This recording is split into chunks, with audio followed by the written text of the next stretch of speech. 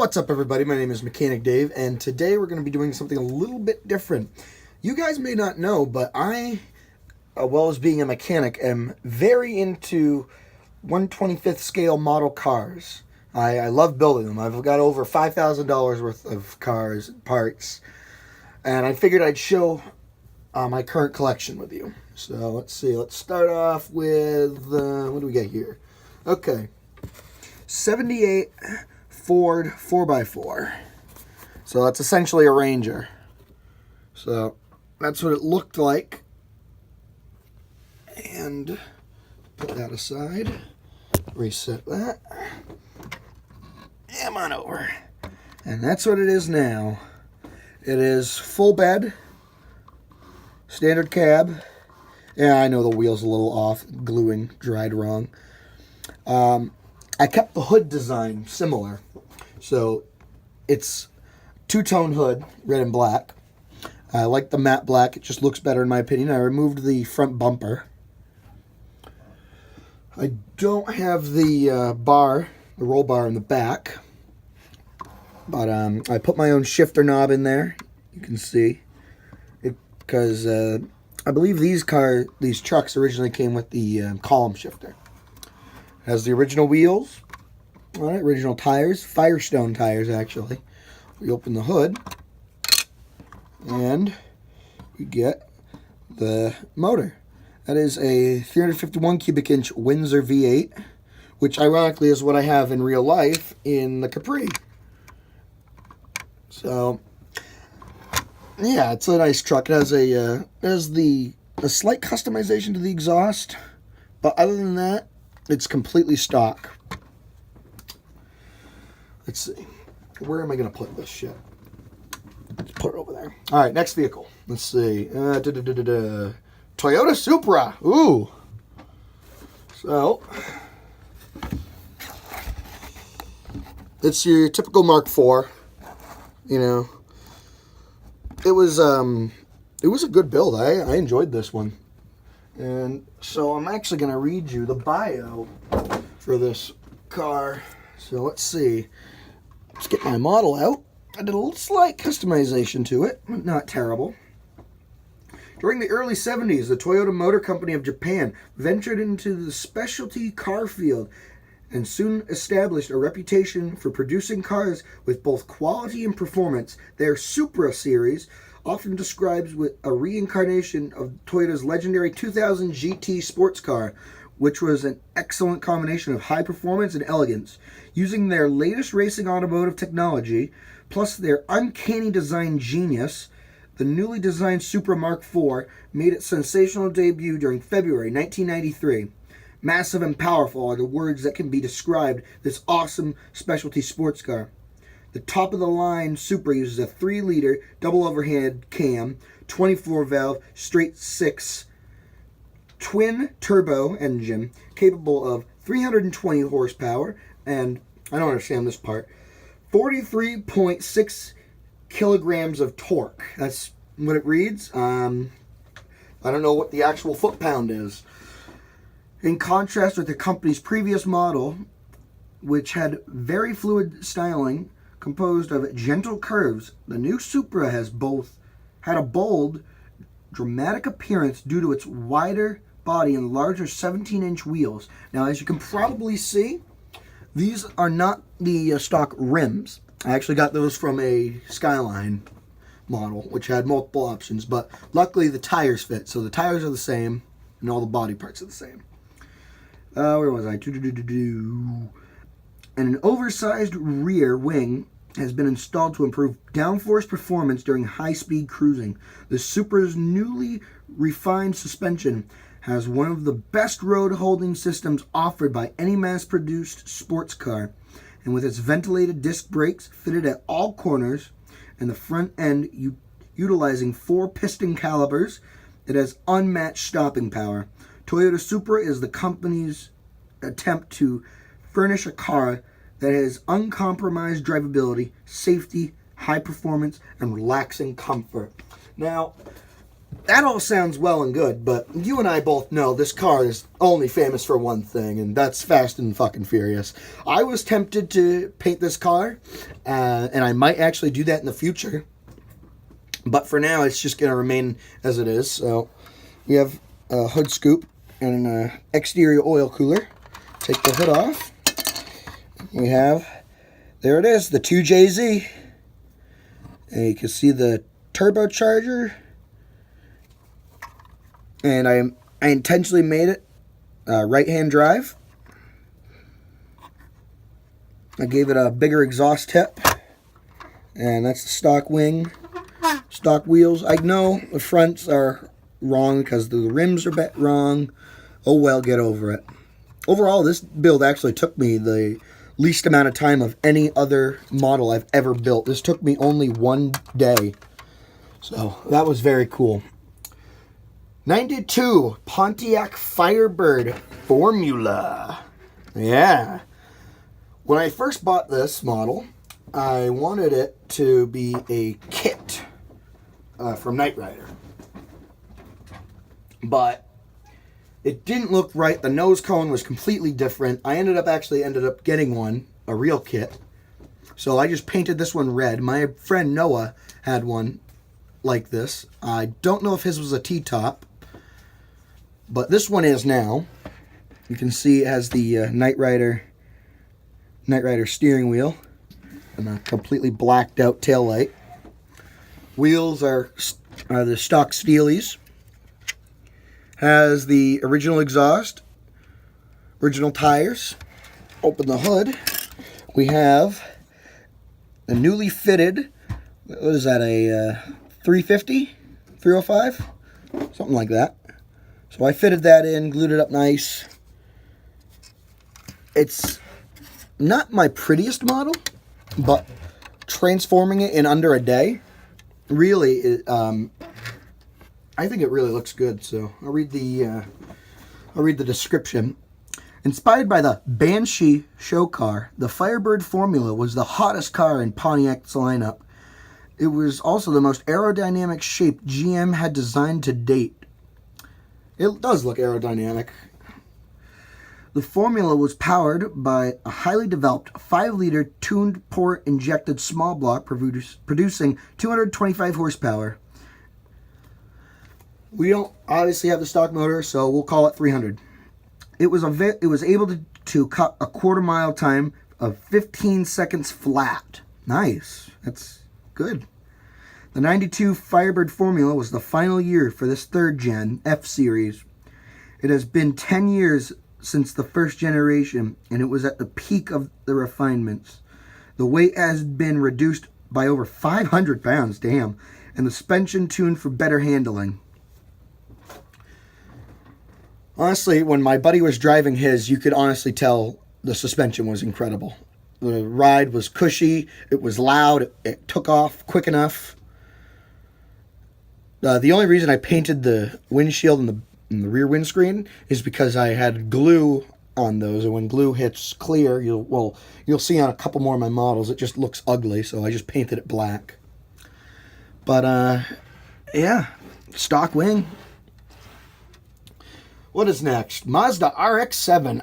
I am not sure of the year of this. If you know the year of this one, let me know, because I am not good with imports. I wonder if it says anything in here. No, it doesn't. My guess is it's a late 80s. Don't quote me on that. I'm not good at that. But this has the original seats, original everything. It's completely bone stock. Even the exhaust, the tires, everything. Under the hood. Come on. Rotary. I know it doesn't look like much, but that's the first rotary engine I've ever built. I've built V8s before. I've built flat 6s. I've built 4 cylinders. I've never built a rotary before. So, the Mazda RX-7 introduced sports car buyers to the benefits of the rotary engine, also known as the Wankel engine. Unlike a normal piston engine, the horsepower in a rotary engine is generated by the moving parts all going in the same direction. A lot of times you'll hear people describe the rotary engines as spinning Doritos. And that's because, let me see if I can get a piece of paper and draw it. So basically the rotary engine, it's not reciprocating as you'd see in, say, a 350 V8. But, come on, pen. This is pretty fancy paper. I hope I'm not fucking that up. So the Wanko engine looks something like that. And that spins and spins and spins. And that's what allows it to rev incredibly high and produce a fair amount of torque. The result is a smooth, lightweight engine. In the RX-7, the engine is placed behind the front axle for an even 50-50 weight distribution. And you can actually even see that. So, there's your axle, and there's your motor. Introduced in 1978. I think this might be a 78. The first generation RX-7 grabbed the attention of sports car buyers. Its rotary engine featured a low center of gravity for excellent handling. The 1,146cc engine produced a little over 100 horsepower. The performance number came in at a respectable 0 to 60 in 9.2 seconds and a top speed of 120. That's pretty good considering. The age of this car. This car is almost 40 years old. So for it to be running nines, no, not running nines, it gets up to 0 to 60 in 9 seconds. That's what I meant. If this thing ran nines, then fucking, I can walk faster than a bitch can suck. Put that aside. Ooh, this is a fun build. This is one of my custom builds. This is a 1957 Ford Fairlane. Yeah, look at that. Now this body, or this model I should say, was actually a wagon at one time, but I didn't like the look of the wagon. I wanted the coupe. So I found another model. It was the same year, same chassis, so I just switched the bodies up, and this is what I ended up with because I have a another gasser, which I really like. So this is the Fireball Roberts 57 Ford. So Fireball Roberts was a dirt track racer back in the 60s. And this was his famous car. Of course, it was red because for Fireball.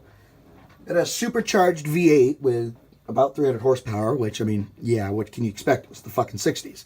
But this has been upgraded severely. So you can see custom pinstriping, all painted by hand. I should mention, all these models are painted with these. No airbrush, all glued by hand, all painted by hand. Everything done by hand.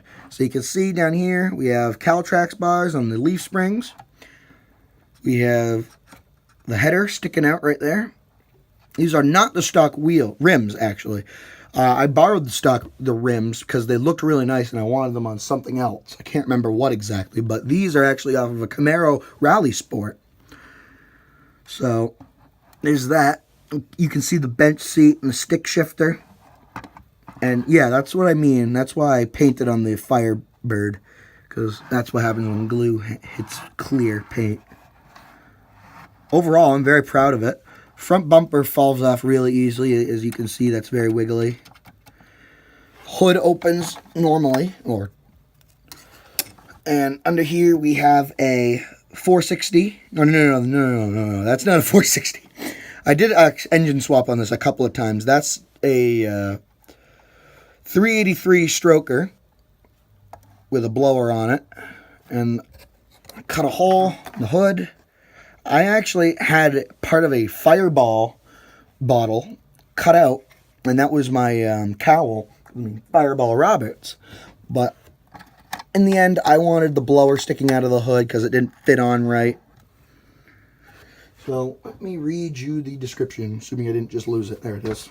All right. In school, Edward Glenn Roberts Jr. loved both baseball and car racing. After a limited time playing baseball, where he got his name Fireball, his victories during dirt tracks turned him to racing full-time. During his career, Fireball Roberts raced a number of different cars, none more famous than the 1957 Ford Fairlane with a Thunderbird Special supercharged 312 cubic inch V8. He won 8 races with this car and was voted most popular driver. Unfortunately, Glenn Fireball Roberts' career was cut short in 1964 after a crash that erupted into flames. The crash did, however, bring about new and important safety regulations. During this time, Fireball Roberts won 33 races in only 206 starts. This included winning the prestigious Daytona 500 in 1962.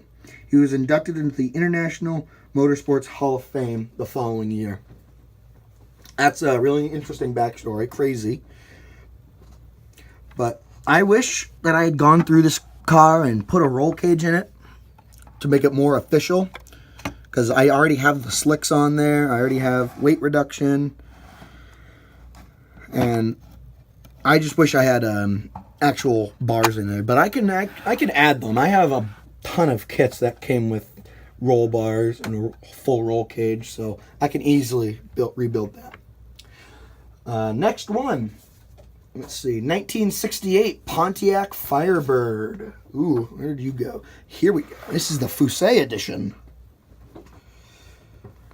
So this, I don't know if it says what kind of motor it has, but it doesn't matter because I took that motor out. So 68 Firebird, I actually found one of these for sale. It was really rusted out, but I really wanted it, but in the end it wasn't worth it. Fusée rims, side exit pipe, which I think are super, super cool. It's got full-length hooker headers, Caltrax on the leaf springs. Under the hood, I actually had to remove the firewall to fit this engine. This is a big block, what is that, 454 out of a Chevelle, because I ended up putting a smaller motor in the Chevelle because I wanted it more of a stock street car, not a big block, race them up. But, so that has the big block in it. It has your Hearst shifter in it. A really beautiful car. I think that's one of my favorite paint jobs I've done for gloss black. Incredible. A man of many talents, Chip Fusée has been around all cars all his life. His many talents include automotive design, fabrication, graphic arts, and is also a national TV celebrity. He has built award-winning cars featured on both his own television show. This 1968 Firebird is a perfect example of the magic Fusée touch. Chip Fusée is the youngest person to ever be inducted into the Hot Rod Hall of Fame. That's actually a big achievement for Chip. So it's very difficult to get into the Hot Rod Hall of Fame. So I applaud him for that. And he earned it. So I really like this car. It has the nice blood red interior with a black outcrop. All chrome, original. You can even see the Firebird logo right there. That's one of my more favorite cars. I don't think I would ever get rid of that one. What's next? Ooh, here we go. This is a fun vehicle. I've worked on this one many, many times. So I'll show you what this used to look like. 1956 Bel Air. I wanted a 55 because of my whole kink on the blasphemy or the Tri-5 by Fire, but I love the Tri-5. So this, I'm gonna back it up. Beep beep beep beep. Straight off the back, as you can see, that is not an original bumper. That's actually off of a '79 Camaro that I just glued on there. Has the tail lights. I had a wing on there, but I got rid of it because I didn't like the look. As you can see already, we're at big old huge slicks. Those are Mickey Thompson's Sportsman. And side pipes right there. Roll cage, full roll cage on the inside. I am really proud of this build. You can see it has the stock Tri-5 steering wheel and a shifter. I think it's a one-seater. Yeah, it is. It's a single seat because this is built for racing. Full roll cage on the inside. Even at the back, you can see it. So, up front, I liked Mike Finnegan's Blasphemy, the look of the grille, so I painted mine red, or gold, I mean. The spoiler, the front chin splitter, came off of, I believe, a Mustang Boss. And I actually have a couple of Mustang parts on here. So, this cowl was from a 1990 Mustang drag car. But I cut that off and glued it on because that was the only hole, and plus it just looks a lot cooler. Inside we have a twin carb, supercharged V8. Those are really my favorite valve covers of any vehicle I have. It has an aluminum intake, aluminum radiator, and beefed up tranny. You can see the original vehicle's exhaust system was part of the mold, not a glue-on part. So I just pretend like that's not there. Beefed up and raised. It really is a gasser. I mean, can you just honestly see that just going down the strip at like 200 miles an hour? I can, and I love it. The 1956 Chevy Bel Air Sport Coupe is recognized as a modern-day classic and a true collectible automobile. Many modifications were made to the Chevy V8, and it has been transformed into one of the most popular high-performance street engines ever. This monogram model features a factory-installed Corvette V8 with dual 4-barrel carbs with optional supercharger, bucket seats, roll bar, alloy wheels, which I ended up not using. These are, I can't remember what rims those are from. Alloy wheels and a Pro Stock hood scoop, a mailbox scoop that you'd see in like two-lane blacktop. That's another reason I love this two-lane blacktop. If you haven't seen it, go watch it. It's incredible. Optional stock or raised rear axle and decals with custom colorful graphics. I didn't use the flame graphics. That's a little too tacky. I like mine. This used to actually be the Blasphemy, but I ended up was like, these headlights are wrong. It just doesn't look right. You know, the tail end, you can tell it's not a 55. So I decided to make it my own. And honestly, this is one of my favorite cars. I would never get rid of this.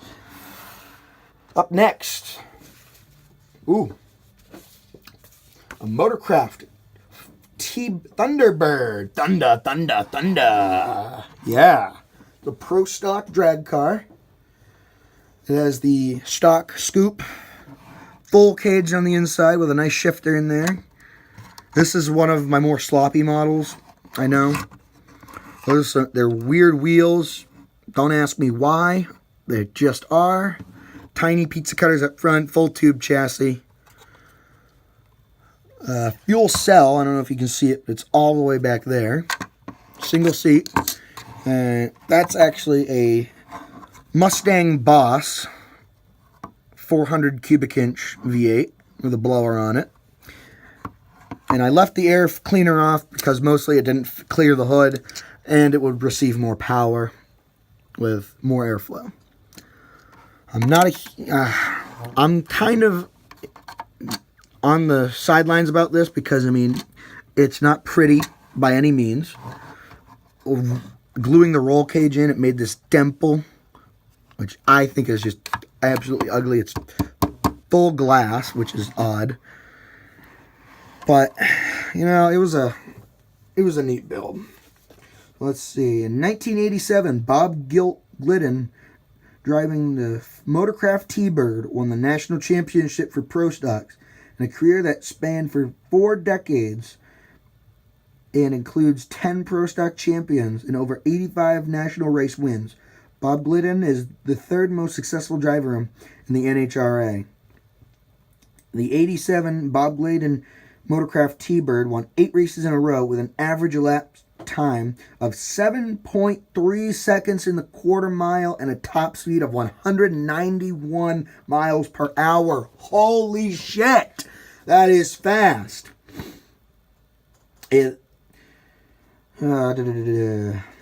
Racing for Bob Glidden was a family affair during his successful career.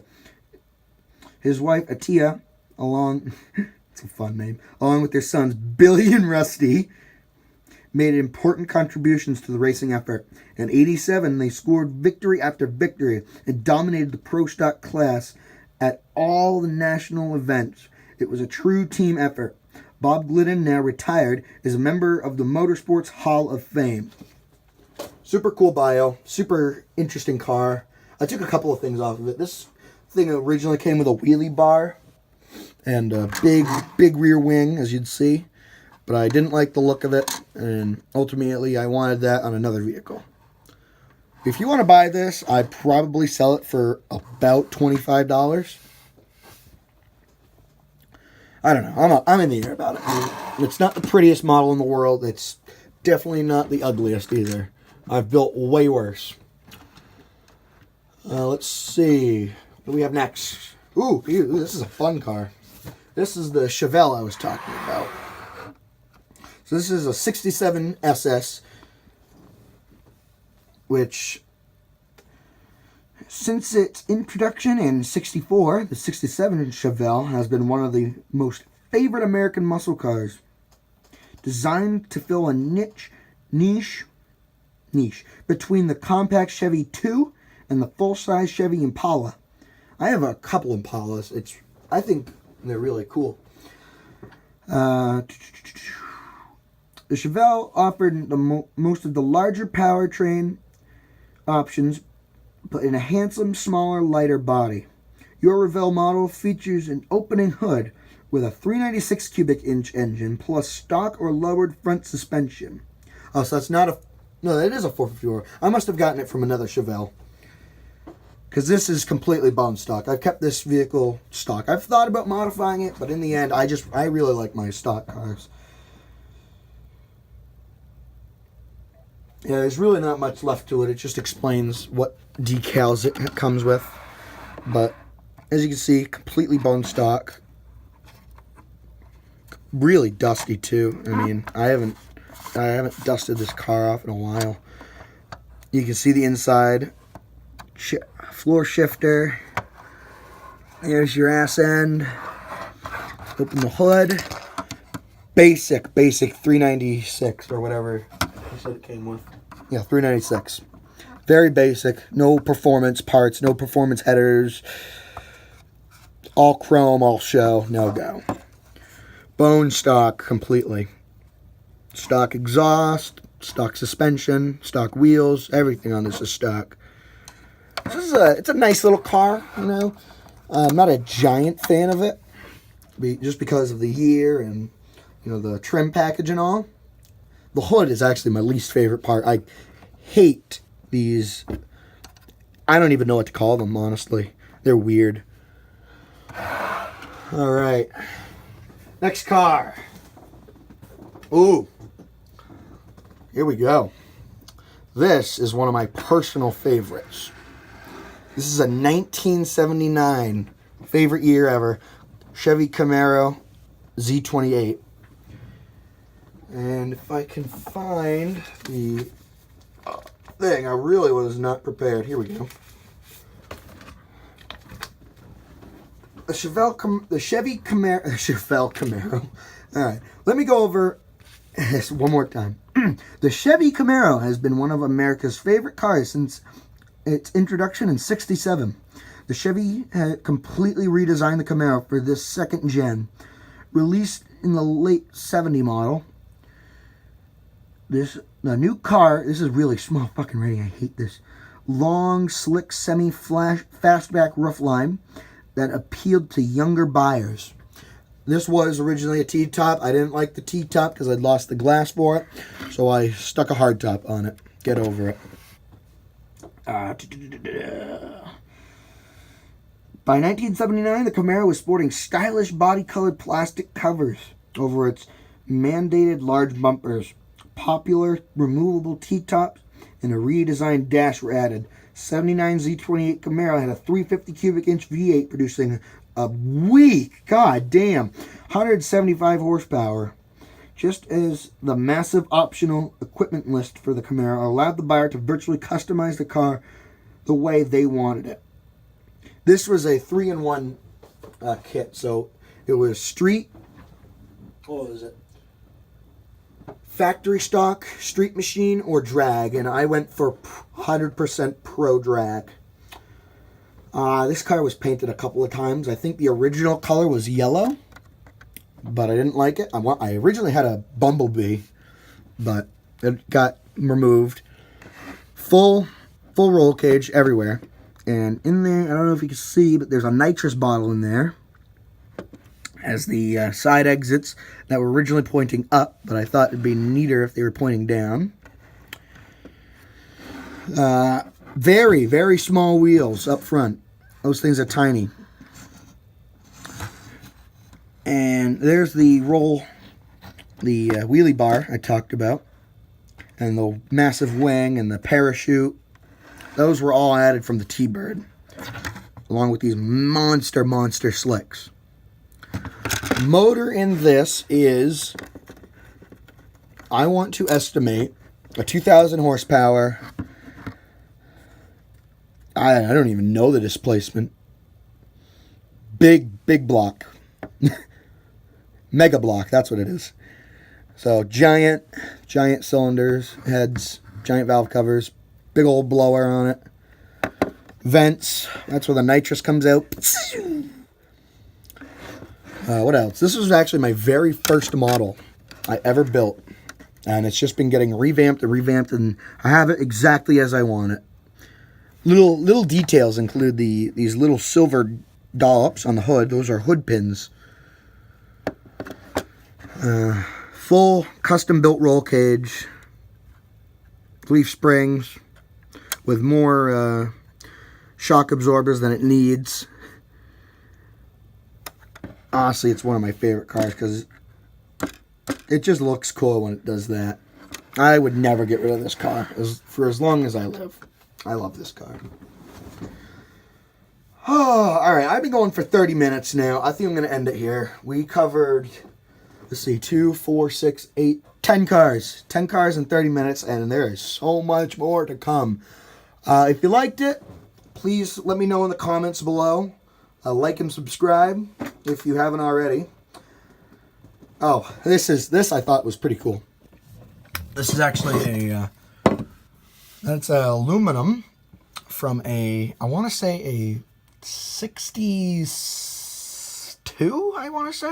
62 Ford pickup. So I found a whole hood out in the woods. So I cut that off because that's the only piece I wanted from it. All right. I'm getting out of here. Goodbye. Peace out, boys.